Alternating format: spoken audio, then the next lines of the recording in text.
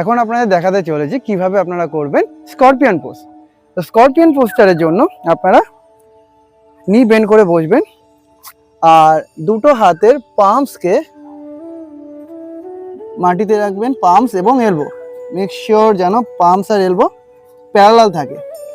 যারা বিগিনার তারা এটা ওয়াল সাপোর্টেই করবেন, আর যারা অ্যাডভান্স প্র্যাকটিস করো তারা পাম্পসকে ওয়াইডার ওপেনে রাখবে, হাতের ফিঙ্গারগুলো স্ট্রেচ করে রাখবে, তারপরে ওয়ান লেগকে এভাবে তুলবে, তুলে কিছুক্ষণ হোল্ড করবে, দেন অ্যানাদার লেগ তুলবে, এভাবে হোল্ড করবে, এভাবে এভাবে 5 থেকে 6 বার বা 10 টাইমস তোমরা alternate leg up and down করবে, দেন পাকে আস্তে করে স্ট্রেট করে তুলে দেবে। যারা বিগিনার তারা যেন ওয়াল সাপোর্টেই করো ফার্স্টের দিকে।